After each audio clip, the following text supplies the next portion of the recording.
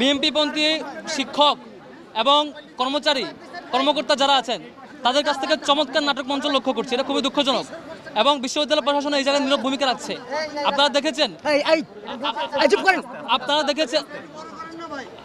দেখেছেন ইউলেভ যে সেন্টার, সেই সেন্টার থেকে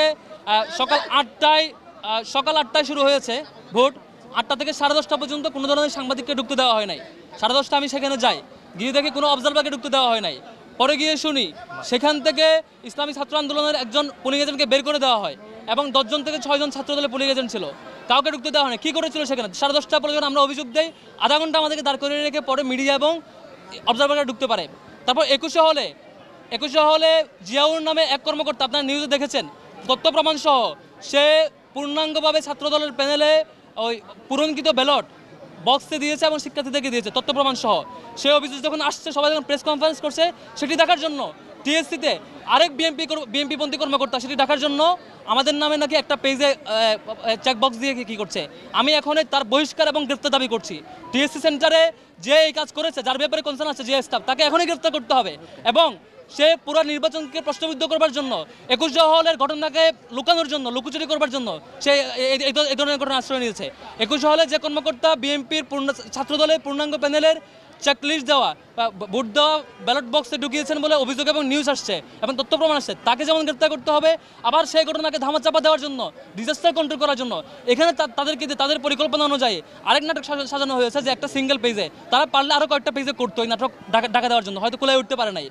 যে করেছে তাকে এখনই গ্রেফতার করতে হবে এবং পানিশমেন্টের আওতায় নিয়ে আসতে হবে। কার এজেন্ডা বাস্তবায়ন করছে, তাদের সাথে কী ধরনের লবিং খুঁজে বের করতে হবে, এটা আমাদের দাবি। আর হচ্ছে প্রত্যেকটা জায়গায়, প্রত্যেকটা সেন্টার, যেমন আমি যেসব সেন্টারে গিয়েছি বলা হয়েছে প্রার্থীরা ভিতরে ঢুকতে পারবে না, কিন্তু ছাত্রদলের বিপি প্রার্থী আবিদ, তিনি দেখেছি ঢাকা ইউনিভার্সিটি ক্লাবের সেন্টারে ভিতরে ঘুরে ঘুরে দেখেছেন, টিএসসিতে বারবার ঢুকেছেন, প্রত্যেকটা সেন্টার বারবার ঢুকছেন। মানে এটা নীতিমালাকে শুধু তাদের, মানে আমাদের জন্য আমরা ঢুকতে পারবো না, তাদেরকে গেলে ঢুকতে পারবে। এটা খুবই দুঃখজনক। ইউনিভার্সিটি ক্লাবে বারবার ঘুরে ঘুরে দেখছে তিনি হচ্ছে সেন্টারের ভিতরে ঢুকছেন, এটা খুবই দুঃখজনক। এভাবে প্রত্যেকটা নীতিমালা তারা ভায়োলেট করছে। সেই ভায়োলেট করা নিয়মকে ঢাকার জন্য, যখন ডিজাস্টার হয় সেটা ঢাকার জন্য আবার তাদের পন্থী কোনো কর্মকর্তা এবং শিক্ষক দিয়ে আরেক নাটক মঞ্চস্থ করছে শিক্ষার্থীদের সাথে। একটা বিট্রায়াল।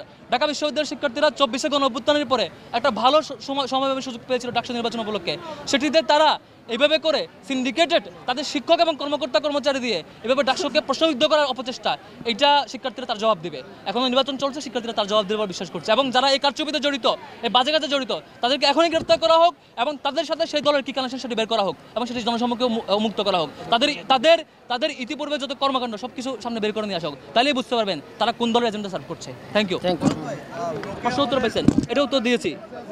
এটা উত্তর হচ্ছে রোকেয়া হলেরটা 21শে হলে তাদের সেই কুকর্ম, সেই হচ্ছে ডিজাস্টার, যেটা 21শে হলে তাদের দলীয় স্টাফরা, তাদের দলবন্ধী স্টাফরা সকল 41টা ভোটে তাদের দলীয় প্যানেলের 21শে হলে চেকলিস্ট দিয়ে ব্যালট বক্সে ঢুকিয়েছে, তথ্য প্রমাণ সহ নিউজ আসছে এবং বিভিন্ন প্রার্থীকে দিচ্ছে, ব্যালট বক্সে ঢুকা থেকে ধরা খেয়েছে।